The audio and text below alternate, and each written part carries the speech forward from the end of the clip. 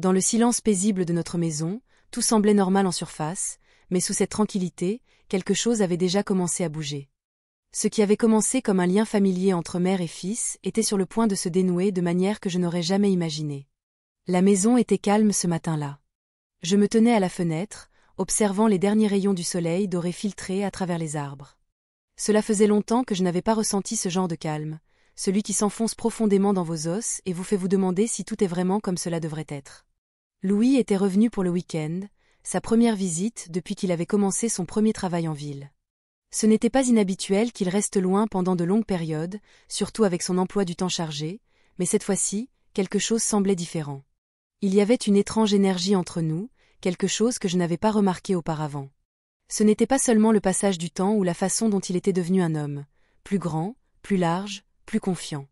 Non, si take quelques chose de plus profonde, quelque chose d'indéfini, flottant just sous la surface de nos conversations.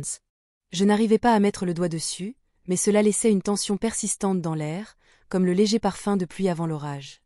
J'essayais de chasser cette sensation en reportant mon attention sur la cuisine, où je préparais son plat préféré, des spaghettis à la viande, comme lorsqu'il était plus jeune. La familiarité, la simplicité, me fit esquisser un petit sourire. Cela me rappelait une époque où les choses étaient moins compliquées, quand notre relation n'était pas encore marquée par les complexités de la croissance. Mais ce moment ne dura pas. Alors que je remuais la sauce, j'entendis ses pas dans le couloir. Il entra dans la cuisine, sa présence emplissant la pièce d'une manière qui me prit au dépourvu. Il sourit, mais il y avait quelque chose dans la manière dont ses yeux s'attardèrent sur les miens, une lueur de quelque chose que je n'étais pas prête à affronter. « Ça sent bon, maman, » dit-il, en s'appuyant contre le comptoir.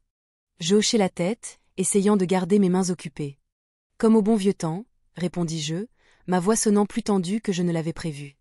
Il rit doucement, mais il y avait un poids dans le silence qui suivit. Nous le recensions tous les deux, cette tension non dite, que Louis moi voulions reconnaître. Elle flottait entre nous, lourde et épaisse, comme si elle attendait que l'un de nous brise le sortilège. « Tu te souviens quand on cuisinait ensemble » demanda-t-il soudainement, son ton plus léger maintenant, comme s'il essayait de nous ramener sur un terrain plus sûr. Je souris, reconnaissante de ce changement de sujet. « Bien sûr, tu étais toujours en charge des boulettes de viande. » Il rit encore, et pendant un instant, la lourdeur s'évapora. Nous nations tuon mer et sunfils, parlant du passé, nous souvenant de temps plus simples. Mais à mesure que le dîner avançait et que nous nous installions à table, cette étrange énergie revint en sourdine. C'était subtil au début. La façon dont ses yeux tenaient les miens un peu plus longtemps que d'habitude, la manière dont il se penchait un peu trop près en tendant la main pour prendre le pain. J'essayais de l'ignorer, me convainquant que ce n'était rien, juste mon esprit qui me jouait des tours. Après tout, il était mon fils, mon Louis, il n'y avait rien de préoccupant.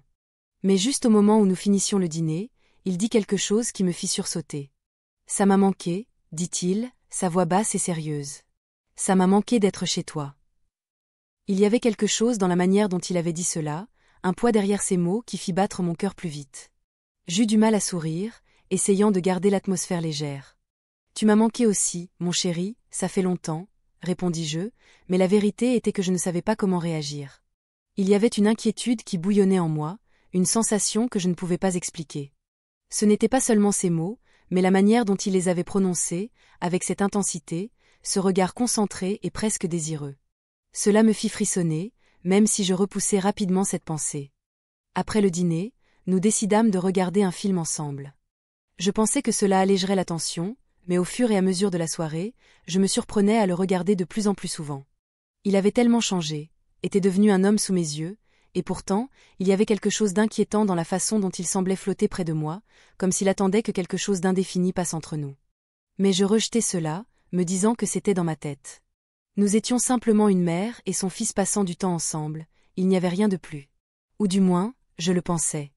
Le film se termina, et alors que je me levais pour débarrasser la table, je sentis à nouveau son regard posé sur moi, ce même regard intense d'avant. Je ne pus m'empêcher de me demander, quelque chose avait-il changé entre nous, ou était-ce juste mon imagination? Je voulais croire que ce n'était rien, mais au fond de moi, une petite partie savait la vérité. Quelque chose avait changé. Je n'étais tout simplement pas prête à l'affronter. Le matin arriva, trop silencieux, comme si le monde lui-même retenait son souffle, attendant que quelque chose se passe.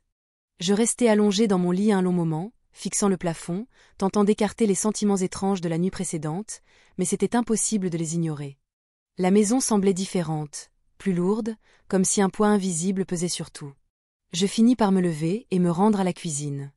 Louis était déjà là, debout près de la fenêtre, regardant le jardin. Il tenait une tasse de café et, quand il tourna la tête vers moi, ses yeux étaient pensifs, distants. Je déglutis, sentant une étrange sensation dans ma poitrine. Ce n'était pas normal, je me disais. Quelque chose dans la façon dont il me regardait, calme mais concentré, me rendait mal à l'aise. « Bonjour », dis-je, forçant un sourire en m'approchant du comptoir pour préparer mon café. « Bonjour », répondit-il, sa voix douce mais ferme. Il ne bougea pas, se contenta de me regarder. Je pouvais sentir son regard sur moi et cela me donna un frisson dans le dos. J'essayais de garder la conversation légère, tout en nous tenant dans la cuisine, buvant nos cafés et parlant de petites choses. Son travail, le temps, le jardin. Mais l'air entre nous était lourd, chargé de quelque chose que je n'arrivais pas à nommer. Chaque fois que je le regardais, je voyais non seulement mon fils, mais aussi un homme, fort, confiant, et quelque chose de plus. C'était Aurong, je le savais, mais... Ce sentiment était là, comme une ombre qui se glissait dans les recoins de mon esprit. Nous avions décidé de passer la journée ensemble. Il avait suggéré de faire une promenade, et bien qu'une partie de moi hésitât, j'avais accepté. Je me disais que c'était normal, que je devenais ridicule. Après tout, j'étais sa mère, il n'y avait rien de mal à passer du temps ensemble. Mais à mesure que nous empruntions le sentier familier près de notre maison, la tension qui bouillonnait entre nous semblait croître à chaque pas. La promenade commença assez facilement. Nous parlons de souvenirs d'autrefois, de la façon dont il courait en avant sur si même chemin quand il était petit, collectant de pierres et de bâtons comme s'ils étaient de trésors. Mais même dans ces moments légers, je sentais quelque chose se cacher sous la surface. Ses yeux rencontraient les miens un instant de trop, où son bras effleurait le mien, et chaque fois cela faisait accélérer mon pouls. Nous marchâmes en silence pendant un moment, le seul bruit étant le crissement de nos pas sur le gravier. Le soleil était chaud sur nos visages, l'air frais et vif, mais à l'intérieur, je ne me sentais pas calme. Je n'arrêtais pas de le regarder en coin, me demandant s'il ressentait la même chose, cette étrange attraction entre nous, quelque chose que ni lui ni moi ne voulions reconnaître, mais que nous ne pouvions éviter. Puis, lorsque nous atteignîmes la clairière au sommet de la colline, un endroit que nous avions toujours adoré pour sa vue panoramique sur la vallée, il s'arrêta et se tourna vers moi, son expression soudainement sérieuse.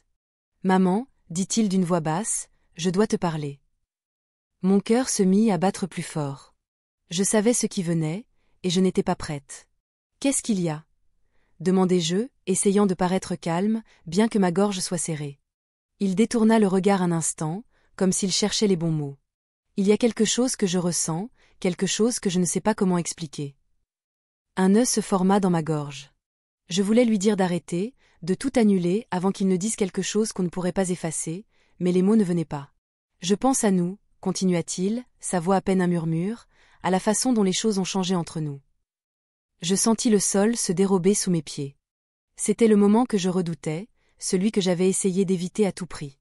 Mon pouls battait si fort que j'entendais le bruit dans mes oreilles, et pendant un instant, je n'arrivais même plus à respirer. « Je sais que ça paraît fou, » poursuivit-il, les yeux plongés dans les miens, mais je ne peux pas m'en empêcher. J'ai essayé de l'ignorer, de repousser cette pensée, mais elle est là et elle ne partira pas. Je restais figé, incapable de bouger, incapable de parler. Je voulais lui dire qu'il se trompait, que tout cela n'était que dans sa tête, mais la vérité, c'est que je n'étais plus sûre de rien.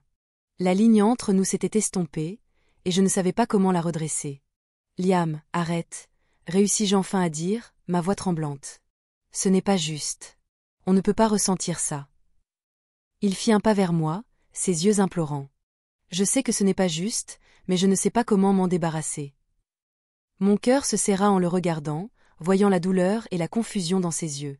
Ce n'était pas quelque chose pour lequel j'étais préparée, quelque chose que je n'aurais jamais imaginé. Comment en étions-nous arrivés là? Comment notre relation était-elle devenue si compliquée, si enchevêtrée?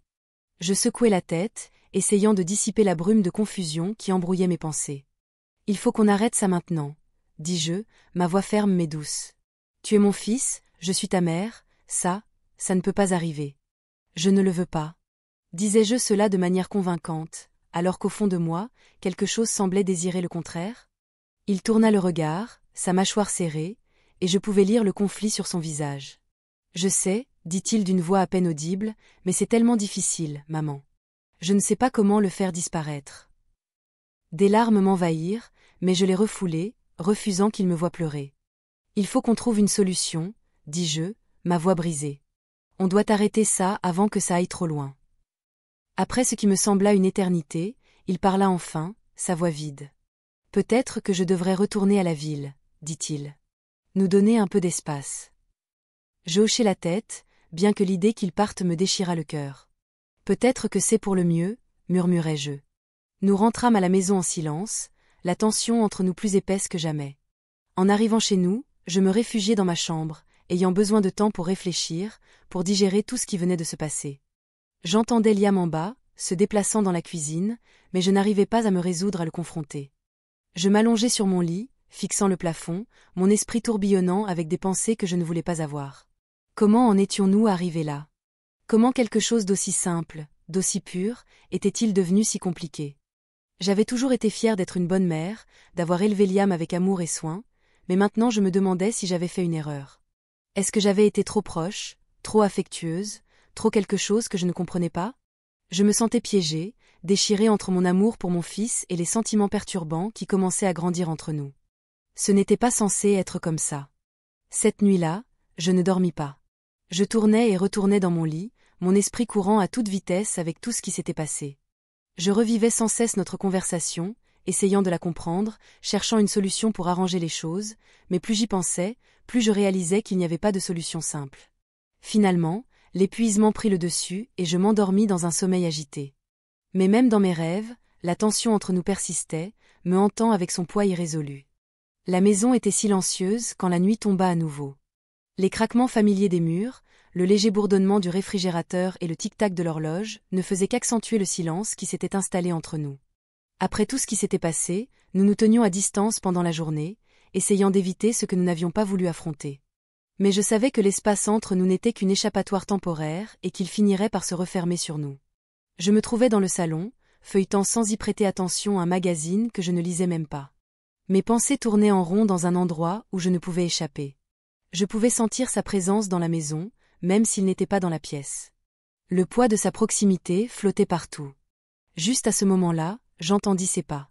Ils étaient doux, hésitants, comme s'ils. Je n'étais pas sûre qu'il devrait s'approcher davantage.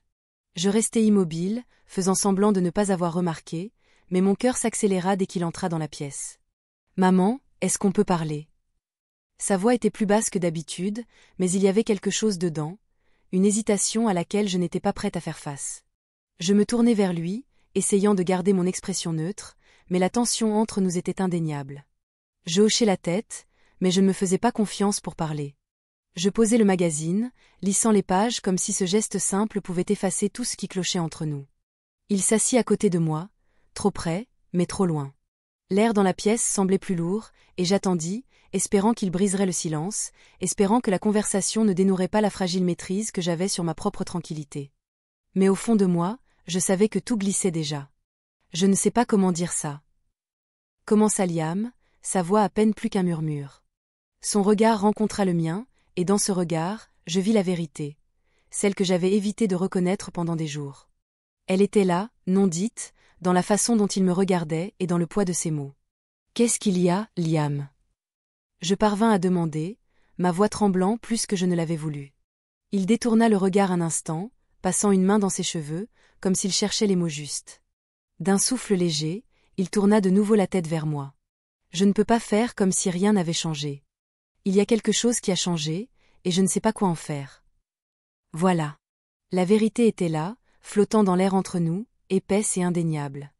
J'avalais difficilement, essayant de retrouver ma voix, mais c'était comme si tout était devenu figé. Je voulais le nier, lui dire que rien n'avait changé, que tout était toujours pareil entre nous. Mais nous savions tous les deux que ce n'était pas le cas. « Je ne comprends pas ce que tu veux dire », mentis-je, bien que ma poitrine brûlât sous la chaleur de mes propres mots, me trahissant. Il secoua la tête, ses yeux brillants de frustration. « Tu sais bien ce dont je parle. » La pièce sembla se refermer autour de nous, et je sentis ma respiration se couper. Je ne voulais pas avoir cette conversation. Mais il était trop tard. Nous étions au-delà du point de retour, au-delà de la possibilité de prétendre. Je ne pense pas qu'on devrait en parler, murmurai-je, ma voix à peine audible. On ne peut pas l'éviter, dit-il, son ton doux mais insistant, alors qu'il se rapprochait encore, sa chaleur m'attirant malgré tout ce qui, en moi, me criait de m'éloigner. Pourquoi ne pouvons-nous pas? Sa voix était basse, mais il y avait une supplique dans ses mots. Pourquoi devons-nous faire semblant de ne pas ressentir cela? Je pouvais entendre la désespoir dans sa voix, le même sentiment que j'avais essayé de supprimer en moi-même. Mon cœur battait fort dans ma poitrine, et je sentais ma volonté s'affaiblir. Ce n'était pas juste. Ce n'était pas censé se passer ainsi, mais je ne pouvais plus le nier. Je ne sais pas, murmurai-je, ma voix à peine audible, l'incertitude dans mes mots correspondant à celle dans mon cœur. Alors il tendit la main, effleurant la mienne juste au-dessus, comme s'il attendait que je fasse le choix. J'aurais dû l'arrêter. J'aurais dû lui dire de partir, mais je ne l'ai pas fait. Je n'arrête pas d'y penser, avoua-t-il, sa voix chargée d'émotion. J'ai essayé, mais je n'y arrive pas. Je le ressentais aussi. Le poids de tout cela, me comprimant, m'étouffant. Eu tavalais difficilment, ma poitrine inserrée. Liam, on ne peut pas, murmurai-je, bien que même moi, je n'étais pas sûr de croire ce que je disais. Sa main effleura la mienne, juste un instant, mais cela suffira à faire naître une chaleur à travers moi. Une sensation que j'avais combattue pendant des jours. Je me penchai vers lui, attiré par lui d'une manière qu'il était impossible d'expliquer. Et puis, avant que je puisse comprendre ce qui se passait, il m'embrassa. C'était doux au début, hésitant, comme s'il n'était pas sûr de ma réaction. Mais je ne reculais pas. Je ne pouvais pas. Au moment où ses lèvres rencontrèrent les miennes, tout en moi explosa. Toutes les émotions que j'avais essayé de repousser surgirent en un instant. Je l'embrassai en retour, et tout changea en une fraction de seconde. Ce qui avait commencé comme une simple conversation silencieuse devint quelque chose de bien plus intense, de bien plus indéniable. Dans un flou, nous nous perdîmes l'un dans l'autre, et d'une manière ou d'une autre, nous franchîmes une ligne qui ne pourrait jamais être franchie. Nous ne parlâmes pas. Le silence entre nous était rempli de tout ce que nous avions trop peur d'admettre, trop peur de ressentir. Et alors que nous cédions à ce moment, je savais qu'il n'y avait plus de retour en arrière. Lorsque nous nous éloignâmes enfin, tous les deux hors d'haleine, nos cœurs battant à l'unisson, je le fixais, mon esprit tournant, mon corps tremblant sous le poids de ce qui venait de se passer. Tout avait changé. Nous restâmes là, figés dans le silence, trop bouleversés pour parler, trop bouleversés pour bouger. La réalité de ce qui venait de se produire pesait sur nous, suffocante et inévitable. Je ne pouvais pas le regarder. Je ne pouvais pas me regarder moi-même.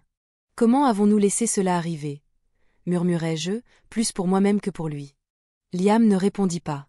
Il resta là, les yeux rivés sur le sol, son visage pâle, ses émotions un mélange de confusion et de culpabilité qui reflétaient les miennes.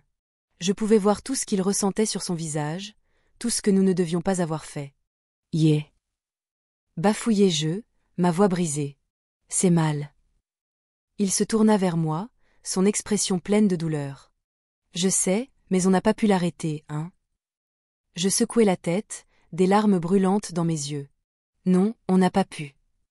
La réalité de ce que nous avions fait m'assaillit comme une vague géante, et je me sentis nauséeuse. C'était ma faute. J'aurais dû être plus forte. J'aurais dû l'arrêter avant que tout n'aille trop loin, mais maintenant il n'y avait plus de retour en arrière. La ligne avait été franchie, et rien ne serait jamais pareil. Yeah.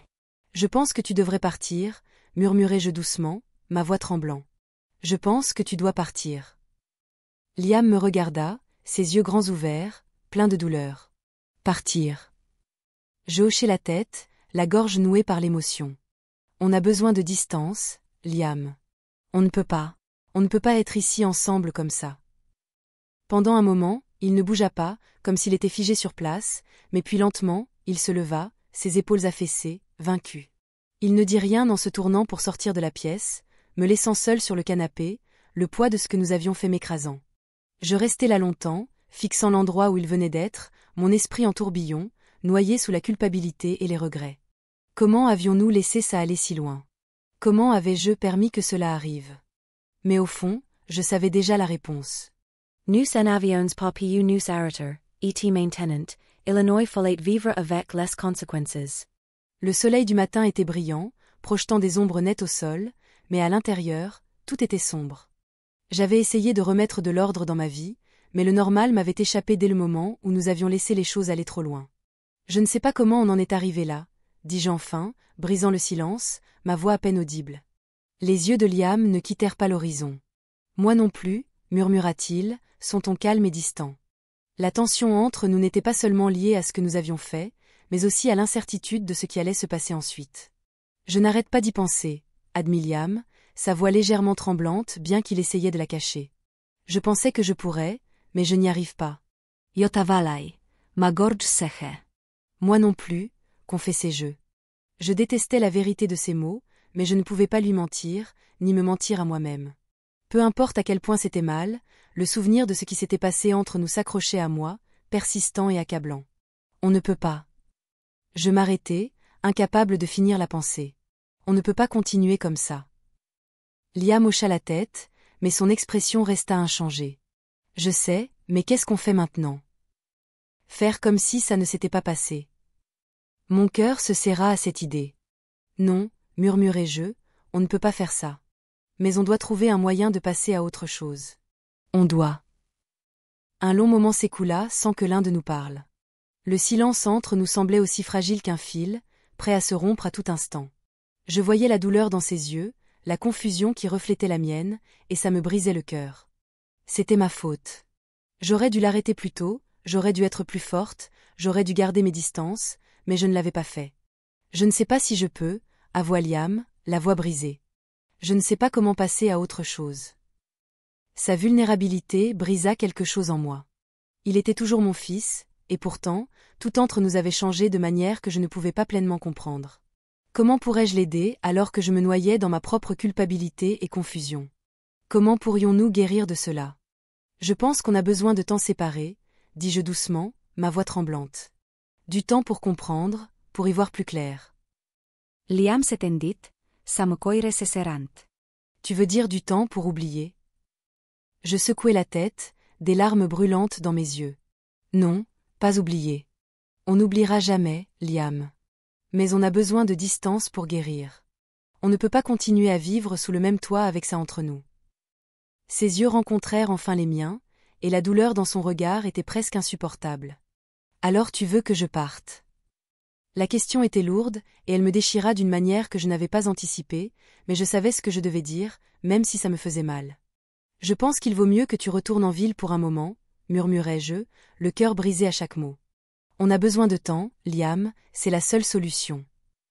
Liam serra les poings, son visage se durcissant sous la frustration. Pendant un instant, je crus qu'il allait contester, mais il soupira, vaincu, et se leva du porche. Très bien, murmura-t-il. Je vais partir. Les mots me frappèrent plus durement que je ne l'avais imaginé. J'avais envie de lui dire que ce n'était pas une punition, que je ne l'abandonnais pas, mais la vérité, c'était que j'avais autant besoin d'espace que lui.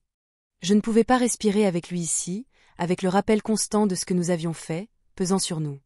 Je vais préparer mes affaires, dit-il d'une voix glacée, sans me regarder. Je ne tentais pas de l'arrêter. Je savais que tout ce que je dirais rendrait tout cela plus difficile. Alors je restais là, sur le porche, observant alors qu'il disparaissait dans la maison, écoutant le bruit lointain de ses pas, le léger frémissement de ses mouvements alors qu'il faisait ses valises. Les minutes passaient lentement, comme des heures, pendant que je regardais le jardin que Liam et moi avions autrefois entretenu ensemble, à une époque où tout était simple. Quand il sortit enfin, un sac de voyage à l'épaule, il s'arrêta devant la porte, hésitant un instant avant de se tourner vers moi. Il y avait quelque chose dans ses yeux, peut-être des excuses, peut-être une supplication. Je n'étais pas sûre. Maman. Sa voix se brisa, et il fit un pas vers moi, comme s'il voulait dire quelque chose de plus, mais les mots ne vinrent pas. Je me levai, sentant le nœud dans ma poitrine se resserrer. Liam, ce n'est pas pour toujours, dis-je doucement. On a juste besoin de temps. Il hocha la tête, mais je voyais la douleur dans ses yeux. Je sais, murmura-t-il, mais je ne veux pas te perdre. Les larmes montèrent à mes yeux. Je devais m'efforcer de retenir mes larmes. Tu ne vas pas me perdre, lui promis-je, ma voix tremblant malgré moi. Je suis ta mère, et je t'aimerai toujours, mais on a besoin de ça. On en a besoin tous les deux. Alors que Liam se dirigeait vers la porte, une tension que je ne pouvais pas chasser s'intensifia autour de nous. Ses yeux restèrent un instant sur les miens, remplis d'une question silencieuse, que ni lui ni moi n'osions poser. Je fis un pas hésitant vers lui, la distance entre nous se réduisant. Mon souffle se coucha dans ma gorge, et mon cœur battait fort dans ce silence lourd. L'espace autour de nous semblait s'effondrer à nouveau, ne laissant plus que l'atmosphère chargée entre nous, indéfinissable et incontestable. Pendant un moment, nous restâmes là, immobiles, tous deux conscients de cette attraction, de cette force invisible qui s'était emparée de nous. Puis, avec une urgence que je ne pouvais plus contrôler, je m'approchai un peu plus. L'air était dense de nos émotions trop puissantes pour être réprimées. Son regard se radoucit, et il y eut une étincelle de quelque chose de plus profond, de quelque chose d'interdit. Pourtant, aucun de nous ne fit un pas en arrière. C'était plus que ce que les mots pouvaient expliquer, une proximité intense et éphémère que nous désirions tous les deux. Je finis par murmurer, ma voix tendue, « Vite, avant que papa revienne, fils. » Les mots brisèrent l'instant, ramenant la réalité brutalement, mais l'intensité resta suspendue dans l'air. Il se détourna pour partir, et le silence entre nous résonna plus fort que tout le reste, me laissant là, tremblante, en sachant que tout avait changé. Je restai là sur le porche, le regard fixé sur lui alors qu'il démarrait le moteur et quittait l'allée. Le bruit des pneus sur le gravier était le seul son qui brisait le silence de ce matin. Et tout à coup, il était parti. La maison semblait terriblement vide, et dans les heures qui suivirent, je me retrouvai à errer dans les pièces, essayant de m'occuper, de me distraire, mais chaque coin, chaque recoin, portait une trace de lui, de nous. Le calme était oppressant, me pressant jusqu'à ce que je sente que je n'arrivais plus à respirer. Je me rendis dans la cuisine, espérant que la routine de nettoyage me distrairait, mais en essuyant le comptoir, je réalisai que je n'avais aucune idée de comment avancer à partir de là. Comment guérir de quelque chose qui me semblait si profondément mauvais? Comment pourrais-je jamais me regarder dans un miroir sans sentir le poids de ce que nous avions fait? La culpabilité était écrasante, et elle menaçait de tout engloutir. J'avais toujours été si prudente dans ma vie, prenant toujours les bonnes décisions, mettant toujours Liam en priorité, et pourtant, d'une manière ou d'une autre, j'avais laissé cela arriver. J'avais laissé tout déraper, et maintenant, je ne savais pas comment réparer les morceaux. Le reste de la journée, je m'efforçais de me distraire avec les tâches ménagères, avec tout ce qui pourrait empêcher mon esprit de revenir à cette nuit, à ce que nous avions fait. Mais c'était inutile. Finalement, l'épuisement prit le dessus, et je m'endormis dans un sommeil agité. Mes rêves étaient peuplés d'images de Liam, de nous deux, debout au bord d'un précipice, regardant dans l'abîme, incapables de nous retirer, ne sachant pas comment nous en sortir. Lorsque je me réveillai le matin suivant, le poids était toujours là, pesant sur moi comme une pierre, mais je savais que je devais trouver un moyen d'aller de l'avant. Pour moi. Pour Liam. Nous ne pouvions pas rester prisonniers de cette obscurité pour toujours. Je ne savais pas combien de temps cela prendrait, ni si nous guéririons un jour véritablement de tout cela, mais une chose était claire. Nous ne pouvions pas rester là, dans le même endroit, à fuir la réalité. Les choses avaient changé entre nous, et que cela me plaise ou non, il fallait maintenant que nous fassions face à cette réalité.